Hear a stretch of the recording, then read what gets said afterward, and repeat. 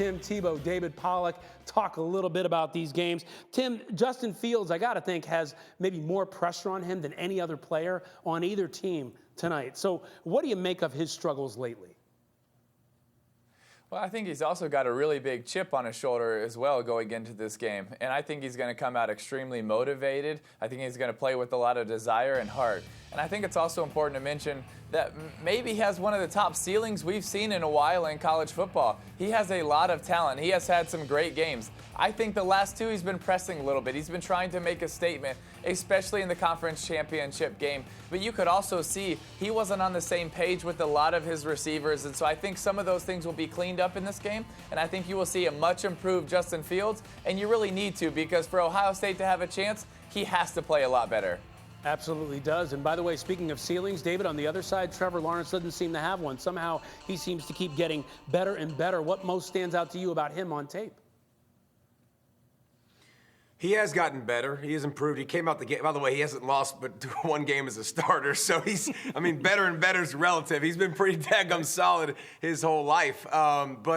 He's just been more efficient, I think. When you look at the playmakers around him, it's not as dynamic as it used to be, but his legs have gotten better, has improved. And you think about last year's, semifinal, that was the difference. It was his running ability that opened everything up, and second half had more success. So when you look at the efficiency of Trevor Lawrence, it's just, listen, he reads your mail, bro. Like, look, I see those guys creeping.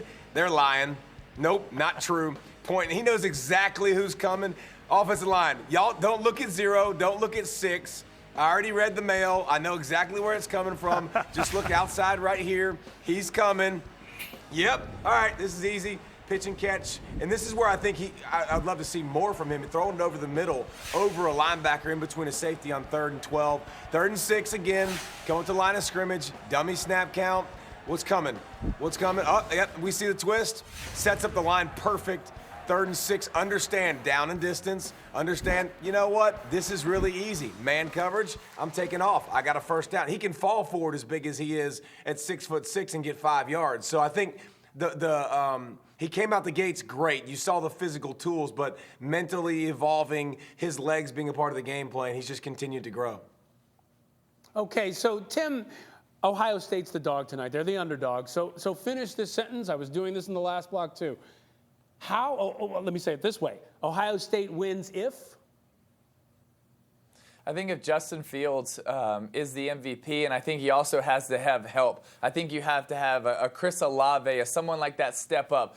Chris has had over 100 yards in 4 out of the 5 games he's played in, with also a touchdown. I think that's incredible. He needs that help. He needs a downfield weapon. I think, Clemson is going to press. They're going to play tight coverage. It's going to be a lot of man-to-man coverage, and so he's going to need help. I think not just in the running game, but in the passing game. And I think Chris Olave has to be that guy. They got him back for this game. He's got to make some big plays down the field. So I definitely think Justin Fields has the ball, but he also needs help down the field against Venables' tight coverage. Okay, David, jump in. Ohio State wins if? Their defense plays better than they've played all year. Too many busts, too many miscommunications in the back end. It's not been great. Listen, they lost a lot of guys, too. Don't get it twisted with Chase Young and Okudah, and we can go down the list of guys they lost. But they've got to do a better job of keeping the ball in front of them, not giving up those explosive plays. And they better be ready for Trevor Lawrence's feet, because it will be a part of the game plan. Okay, that's going to be huge. Now, Tim, can I ask you about the other game, Bama, Notre Dame? Now, you know what it's like to play and beat Nick Saban, a Nick Saban defense. What advice would you provide to Ian Book? Listen, this isn't the same Nick Saban defense he's had in years past. This is a little bit different. They're still very talented, but you don't look at this defense and you don't say, wow, this defense is incredibly intimidating up front, or wow, how are we going to run the ball against these linebackers? They're not the same defense. What you do want to do is you want to keep the ball away from this team, because their offense is the most efficient offense in the history of keeping the metric. That's ridiculous. And so I think Ian Book, this offensive line in this running game, I think their best defense is their offense. It is to be able to control the football. It is to be able to use this physical offensive line and try to be able to take time of possession. And when you're in the red zone, you have to score TDs. You have to be able to match Alabama touchdown for touchdown. It can't be, we get down there and we're settling for field goals.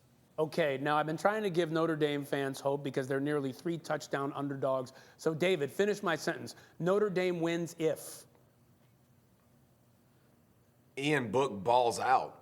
He's got to be the Ian Book that played against Clemson. He's got to run it. He's got to throw it. He's got to make miraculous plays. Yeah, they're not Alabama's defenses from the past, but this also isn't an extremely explosive offense. So Ian Book is going to have to let it rip. He's going to have to throw the ball down the field to his big receivers and McKinley and Skarnecki. He's going to have to do that. He's going to have to throw it up, let those guys make plays, but he's going to have to play a game like he played against Clemson where he's rushing the ball 10, 15 times, he's throwing the ball down the field, he's scrambling around buying time, and he's making those winning plays when he needs to. So, Tim, if Alabama wins this game, if they go on to win the title, what does that say about Nick Saban overall?